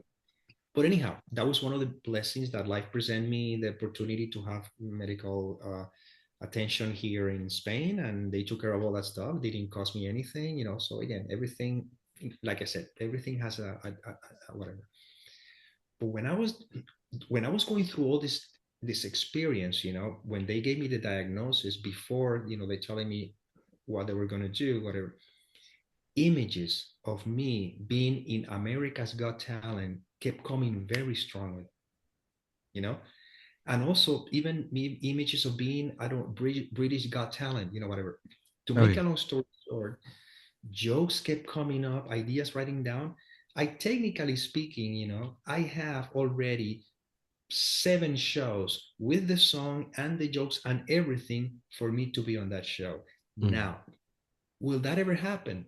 I don't care. I don't know, and it makes no difference to me. But it was funny how these ideas come through. right. Could it happen that maybe it does happen for whatever the reason? Maybe, I don't know. It doesn't Mm, matter. So what I mean by that is that, as I see how fantasies can come through, mm, they can be seen. You see? So going back to relationships, mm, if life present me that experience, I just see where it goes. But prior, you see, mm, I thought that I kind of knew what I wanted. mm. And it was very painful for me, because I would go to a psychologist, back then, Yeah. many years back, and whatever, thinking that there's something wrong with me and trying to figure it out. And some people may say to go to your past and all that stuff. Now, Mm, life is so simple. mm, This is it. mm. This is it. You know. And I if do I know. stop, you know, Mm, and if I stop protecting my thought system, I don't know. Life mm, decides what you want to do. Life decides why created the fantasies of that. Life decides what I make recorded the CDs. Life decide what I translate some of the songs in English. So if I happen to be on the show, I don't know. It was fun. It's a great experience. I did. mm. I saw how it's happening through me, but now it's again. And after all the books I've read, I mean the books that I've written, and the songs, I have 3 songs still that I need to mix, and I haven't really mixed them yet, but they're there, ready to mix. um if life wants me to do anything with it, that's fine, you know. mm, But if doesn't, tonight I can go to bed, not ever wake up, and I'm telling you, I'm just as happy as you can possibly imagine. I don't have any goals. I don't have any mm, future expectations. There's nothing that I really want from this world. mm, And like I said before, but I'm open to whatever life mm, may have to offer. And mm, the seeming good things and the seeming not good things, they're all welcomes as well. If you mm. ask me if I prefer to feel good as opposed to feel bad, who wouldn't? It's common sense. If you have a headache, your preference is not to have it. But if I have it, grateful for whatever comes, because what I am, what we are, is Mm. love. Yeah, That's the substratum. sure. And love is unconditional. Mhm. Love does not push anything away. You Mm, see, love is all encompassing. mm, That's exactly what it matters most to me. And to mm, me, that's what I felt that this is where life is taking me. mm, When you call me, when you contacted me a couple of years ago, mm, that's exactly what I was pointing to. You know, says, you know, I mm, need to, you know, I need to feel that if I'm sharing anything mm, that comes from that space, that this is all. And again, I don't have any problem sharing about this, but mm. if it's something that somehow may lead to any idea of division or separation or something, Yeah, I'm not ready yet, you know. So now I just let's watch this play mm. unfold. So if I'm in America Got Talent, you'll remember this conversation. If I don't, it doesn't matter. Who cares? I You know. gotcha. Yeah, and I can relate to that from, like I said to you earlier, from like the childhood kind of enthusiasm of music, of like being like 14 years old and seeing those first rock stars that make you go, oh my God, I want to have that experience. Um, and then decades later, the way that you interpret that is like, it, it's just it doesn't resemble, it's like, it's almost like a consciously guided miracle. You know, it says in the course, you know, if you try to consciously guide a miracle, an expression of love, forget it, it's going to fizzle out, it's going to fall on its face before it even gets going. But if you step aside as that identity and let that come through you, then that will go around the world 1,000 times and touch people you never even knew existed, and it will go to where it's meant to go to. And Absolutely. my experience with music has ended up in that place, and I don't hold it against my younger self. Obviously, it'd be daft to look back and think, God, why did you want that from it? But I can just see how it's changed to that point where, like you said earlier, you don't, if that urge to write something is there, I don't fight that, I don't question that, but I don't think to myself, where's it going to go? And even if that thought came up, I just don't take ownership of it. I just go, oh look, there's a thought from the program running in my mind that says, oh, I wonder where that could lead to. Because that was the price that I paid for identifying with those thoughts all those years ago. Is like, I couldn't be content with the present moment because I was always, you know, like in a course where it say love holds no comparisons. Psychologically, somewhere in my mind, I'm holding up a comparison, like a sheet of like some imagined other moment that doesn't exist now, that I'm comparing now to, and then I'm not accepting now because in my mind I've got this little moment that I'm thinking I could be over there doing that instead of being here. And that was a a long, harsh, deep lesson to learn and to unpick, because it took me away from the peace that was my inherent nature, because I would just simply wasn't content with where life had put me in that moment, because I had a belief that there was somewhere else better that I could be, bigger, on another scale, and all of those very insidious kind of like ideas of from the ego of like, this should be more, you know, and really interwoven into it. And it wasn't until I had a counterpoint of identity that I was able to see what was playing out. And that's been a large part of my journey with the Course and non-duality, has been puncturing that blindness, the darkness of just acting from a programming and a complete immersion in believing in that identity. And then somebody very, like you said earlier, that lovely word gently, someone very gently going, wait, this isn't the way it is. This isn't who you, and you just, but in such a gentle way, because there was a lot of stuff that really was being really tightly held on to. And as you said about fantasies and stuff, these infatuations gather such momentum that they develop a life of their own. And our minds are so incredibly powerful that, these things progress to become very, very detailed. So when you do have a fantasy about a reality that isn't where you are at the moment, they're very rarely non-specific and non-detailed. It's you see all of what you're after because you've added pieces to that picture time and time and time again. And then in doing so, the truth of the fact that this is pulling you away from now, and you, the secret of salvation, that you're doing it to yourself because you want that identity to continue. If you're prepared to strip all of these details down to the core, it's like you want that to continue. And as I said to you earlier, it's like I'm going to go to India next month. And part of the reason is because as that thought came up in my head, me knowing my dream character for years ago, I'm not going to India. What are you on about? Bang, bang, bang, go away. To then like, oh, to then start to look at it, interestingly, running concurrently with that observation is the thing about Aranachula, where people say, you think you're going to Tiruvannamalai, to the place, to Ramana Maharshi's ashram, to see this setup, but really it's the mountain that's calling you. And the mountain in their tradition is the physical manifestation of Shiva. And, initially, like, I ain't going over there to see a mountain. What are you on about? There's a mountain calling me. And then again, that starts to build to the point where you go, I understand that now. Yeah, there's a mountain. Yeah, that's a physical manifestation that's drawing me there. Because it was uncomfortable, I'm now allowing it to gently work its way in. And then during that process, what does the ego do? The ego's going, oh, you could die. You could die in India.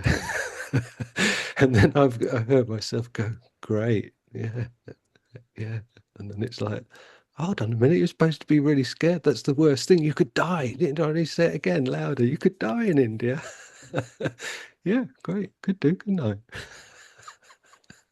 Yeah, just you're going with the flow of life, the music of life, and the thought of Yeah. going to India shows up, and we strip all expectations Mm, because maybe you have to make a let's say the flight goes from London to, just an idea, from London to Paris, makes a connection, and then in Paris goes to India, and you find yourself making the connection in Paris, and in Paris you may meet a particular person that somehow there's have to be whatever the case may be, and in the end you go to India and you find out that the reason why you were supposed to go to India so you can meet that person, and that's it.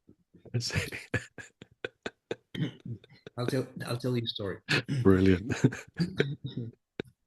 I was I was flying from the United States, from California to Spain, back to back to Spain, and I have to go to the flight that I had was U.S. through Switzerland, Mm, Switzerland to Spain. Okay, wow. and so I flew into Switzerland, and when I go to Switzerland, they look at my passport, Mm. and the European, they call it the Schengen whatever circle or something. Oh, yeah, yeah, yeah. Exactly. You're allowed to be 90 days Mm, within a period of 180 days, something along mm, those lines. So you have mm. to 90 days and then you have to leave for another 90 days and come back, whatever. Well, in Madrid, they don't seem to check most of the things. And if you have a US passport, they don't seem to bother much. They just kind of back then, whatever. So anyhow, I get to Switzerland and they're very strict. They really look at and they saw my passport and said, when you got out, when you come in, interestingly enough, I was within, but only for 2 days. 2 more days, I would be completely, they would have to pretty much send me out. Wow. So anyhow, so I see that they're checking the passport and everything. And I was like, just watching the journey unfold. If I lose my connection, I lose my connection. If I don't, just watching the whole thing. So then they call one of the immigration people and they take me to another place and they check into the computer. And I was just kind of joking, with the guy, just basically saying, "Oh, really? Oh, I didn't know that. Thank you so much. I appreciate it." So I kind of being, very friendly and understanding, not concerned, and never imagine it just being there, right? So finally, when I get to the plane, to the hangar, because of all this delay, I lost my connection. And I go to the counter, and the lady in the counter, she was trying to be very accommodating, and she was so concerned, and I was not concerned at all. She just being there, just kind of being, whatever, supportive and being. And finally, she said, "Well, I don't know if we can get you into the next flight, which goes to Madrid, but maybe the next one will be tomorrow." And I just didn't know what to do. But bottom line, she was able to get me into that flight. So I get into that flight. I get to Madrid. When I get to Madrid, Spain, now I have to find a hotel where to stay because I was going to stay before. I don't know exactly what are the details on it, but the bottom line is that I go to Madrid. There's a man start walking towards me in the anger about 2 in the morning or something, give or take 1 in the morning. I don't know. And he says, "Sir, I need to take the bus from here to Barcelona or whatever the case may be." I don't know. The bottom line is that I felt in my heart that, again, there's a lot of people who kind of really, they know how to put on a show and tell you whatever they want. But this man, he says, nobody wants to help me and everything. I try to ask, like I was asking help in the airport, not, just trying to give information and nobody, people were kind of, like, it feels like he was being dismissed. And I said, "Okay, if you want to go to the bus station or something." I told him where the bus station was and everything. And then, I happened to have some money that I was able to. He said, "I just need $40 to get the bus fare." Nobody tell me. I gave the $40 to the bus fare and everything. And the thought that came through me, this is all. This is the ego making a story. No big deal. This is all ego here. But I'll tell you how I felt. The way I said, "You know what? I had to miss that flight so that I could meet this man, so that finally can go there." You know, whether it's true or not is irrelevant. But what I'm saying is that maybe we don't see, if you don't just drop all the expectations, everything is unfolding as it's supposed to. And what life sometimes does, it shows you your biggest fears on purpose.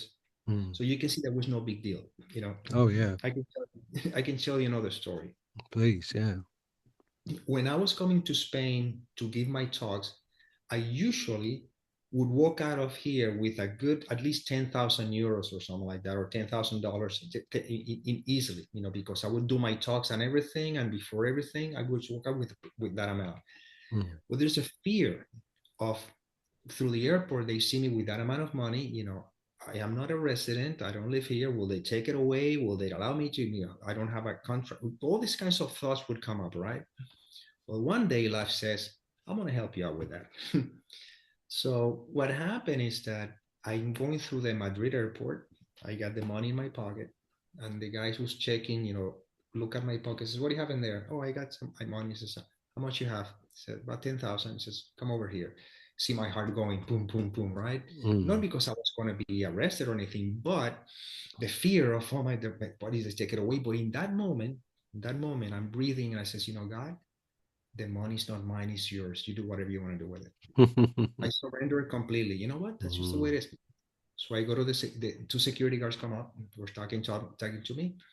So one was not too friendly, but the other was more approachable. So I was just kind of being open, talking to them, very relaxed. I just, in my head, I imagine the money's going to be gone.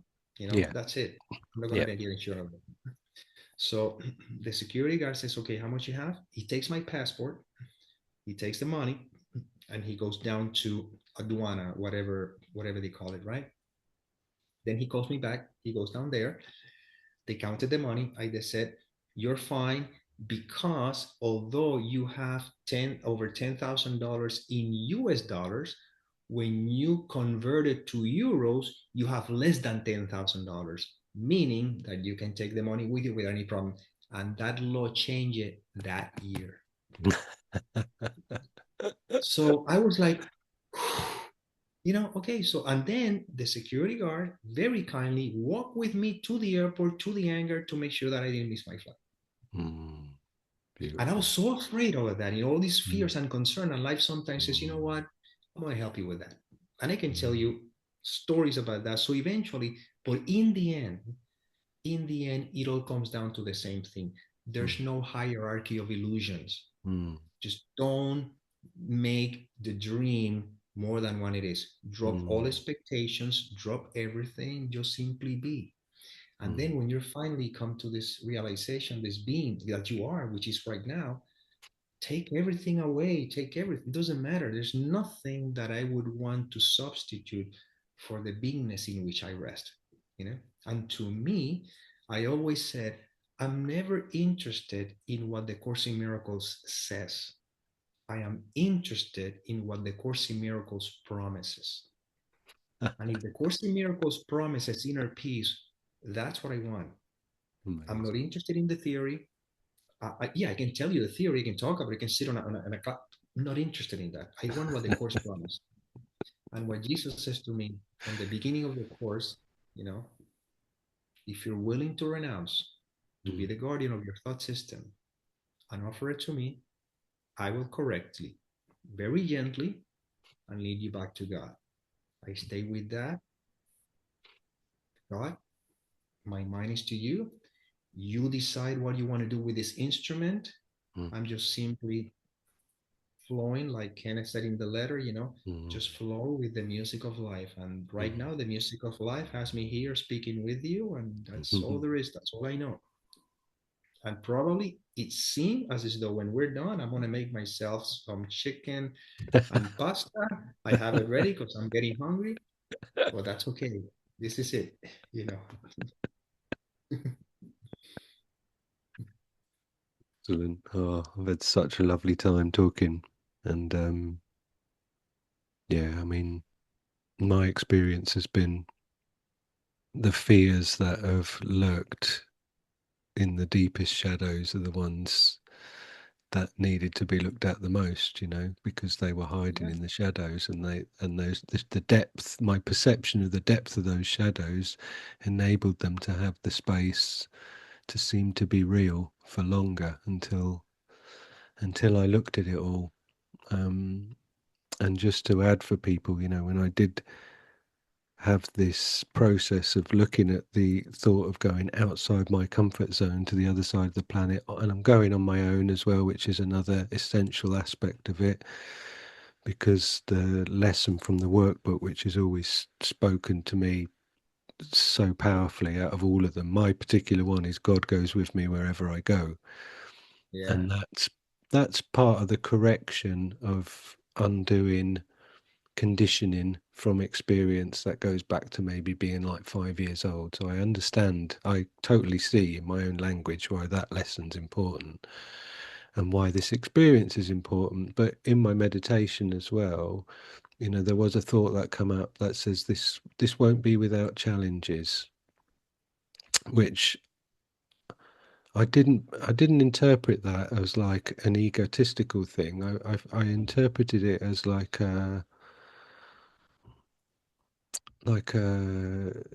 to not have a fantasized kind of like um imagining, like a projection of like, oh, I'm going to da, da, da, da, da, and to picture again that whole picturing thing, and just to try and stay in the moment. But so it was like a reality check, this won't be without challenges.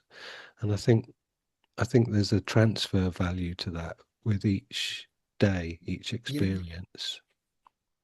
yeah. You know something? I wouldn't even bother with the thought that it's not going to be without challenges. I just let it be. Right now, I have no clue. these are just thoughts that's trying to get protagonism. I don't Sure. know. First of all, you don't even know if you're going to be in India until you're in India. That's right. Yeah. You know, I do. Yeah. I flow. Yeah. It's a really so interesting always look at the process. thoughts. You know, thoughts like thoughts love to color things to make Yeah. it. Whatever. What does it mean? I don't know. All I know is that the idea of coming to India showed up, and somehow I found myself buying the ticket, and Yeah. somehow it appears that I'll be. But I don't know. I can tell you once I'm That's on the right. plane, Yeah. and even if I'm on the plane, I don't know until I'm at the airport at India. You see, I'm there. that's Yeah. how. Am I gonna make myself a pasta and chicken? Well, there's chicken in there and there's pasta in there. I will tell you once I am making it and I'm eating it. Yeah. you know. But if you just be right now, this is it. This is what it's all come to now. It's all there is to it. Now you Right. meet life fresh. Mm, You know, mm, you meet life fresh. mm. Maybe a day before going to India, something in you says, you know what, I don't want to go to India after all. I Yeah. don't know. So Exactly. and And will I be then in America's Got Talent? I don't know. let's see. It was fun. The fantasy was there. The jokes were written, and sometimes new ideas keep coming up. And Yeah. so technically speaking, I have the show ready. If Yeah. I could, if I did, but I don't know. But it's fun. It's fun watching it. You see, it's fun watching the thoughts like a carousel. Nisargadatta Mahara beautifully. He says, the difference between you and I is that I see life as a passing show. And Mm, you engage with it. mhm, you know, a mm, passing show, thoughts, mm, appearances, fantasies, possibilities. But in the end, all that there is here. This is all mm. there is. May peace permeate the mind so that love can be extended. Or I change it lately to so the Oh, love can become evident. say it again. Sorry. May peace permeate the mind so that love can become evident. Like it. Because love is all that there is. Mm, And you know what's something interesting? When you know the fact that you are, now everything you do is not to get, but to express, self-expression. mm. Before, when I thought I was a separate individual, I wanted to be a rock star because what I was going to get, I want to get pleasure, I Right. was going to Yeah. get attention, I was going to get status, I was going to get. Yeah. Yeah. When you know who you are, I write music when it's supposed to write it for Mm, self-expression. Now it's mm, all about expression. mm, Everything I do, self-expression. mm, That's it. I don't want to get anything from this. I don't want to get anything from anything. It's mm, all because the nature of love is to extend. You see, that's how the mm, course talks about that love is mm, extension, it's extending to whom? To itself, because that's all mm. that there is. The ego thought system is about getting. What am I going to get? You see? Mm, Now it's not about getting, it's about extending, not giving. You're not giving to anybody, it's extension. You yourself, you're expanding. What again, this is the limitation of language because totality cannot expand, totality is. But that's it. You write a song for the fun of it. I mm, wrote again 3 songs that they're still there. I just still haven't mixed them because I haven't feel the energy to do so. Well, maybe mm. when I mix them, I'll share them with you. Please. Yeah. I'd love that. Wow. Wow. Those imaginary 2 years of waiting to chat were definitely worth it. Absolutely. I hope And I by the wasn't way, the one with the watch on. Who had the watch on out of you and me? yeah, and one thing, I have an affinity with London. Okay. I love London, especially in wintertime too, because when Mm, they turn Christmas into something magical. I yeah. love I love also the summertime is beautiful, Mm, but I there's a feeling I don't know, this artist is not from London. I think it's from Scotch or something. mm. Jerry Rafferty. Oh, You yeah. know, but Sure. that song, what is it called? Not right down the line. The other one, it's Baker Street. Mm, I feel, I don't know, I get a feeling, I don't know, it's like as if I was, somehow in the larger scheme of things, part of a So when I went to London, I saw Baker Street as well and mm, all that stuff. I don't know. It's good. mm, It's a feel. It's a feel that I cannot mm, explain. mm. So I used to think that it was so easy. yeah, Beautiful the lyric. something brings memories. It brings a lot of. It's funny, Mm, It's I don't know. All sorts of stuff's being evoked by Mr. Rafferty, and I think the Foo Fighters do a really good version of that song as well. I haven't heard that one. I'll check it out. Yeah, they've rocked it up a bit, if I can possible. imagine. Of course. Very, very grateful. I love you dearly, and yeah, Thank you. your book was a beautiful recommendation from my lovely friend who asked me I guess it must have been around July 2024. Why haven't you had Nick Arandes on your podcast? And I'm like, who? And he's like, this guy's like, he's my pretty much my favorite teacher, and this friend of mine doesn't resonate with many teachers. Hmm. And I'm like, okay, I need to investigate. And then me being me, I can be quite obsessive. So it's just like dive in. And I'm the sort of guy who will, if I find a new song that I like, Yeah. I'll listen to it 10 times on the bounce and just put it on again and I'll put it on again. And I know there was some of your talks from London in maybe 2017, which I've probably just put on about 5 or 6 times the same talks because it's just like strengthening the message of it, you know. And the book, I just devoured that book. He just like completely and utterly just assimilated that without any effort. That was just like absorbed. And the end of the search videos that you've been sharing, I think we're up to 331 of those now. I really appreciate those and your miracle network appearances and just everything that you point to and just the way that you present yourself as well, you know, going back to years ago when you'd say, look, I'm not a teacher, you know, I always respect that when somebody puts themselves on the level pegging of being a student, um, and not being special and not wanting accolades and being very discerning about how you engage so that there's the the chance for the message to be the wrong message is Hmm. either non-existent or as small as possible. And I, like I said, you respected the conclusion that you'd come to after when you realized that meditation had been an escapism. And then again, you lovely how you shared that with us all to say, look, I've realized now that I I was going using that experience to go away from reality, and now I've worked that out and I use it to connect with reality more. Um, so yeah, to then say, right, I'm not up for talking about all of this at the moment. It's not where I'm at. Totally respected that and appreciated that. And then what was my gift? Out of the blue on a day when I didn't expect it, an email from you saying, hey, do you still want to have a chat? And Yeah. yeah, brilliant. Thank you so much. My pleasure. Thank you for the invitation. Anyway, that's I had a great time here speaking and sharing with you. I felt that it's very comfortable. I feel Mm, very wonderful. Yeah, that's exactly what I would like to hear. So, Nick, may peace permeate the mind and love be more evident, or just so that love can become evident.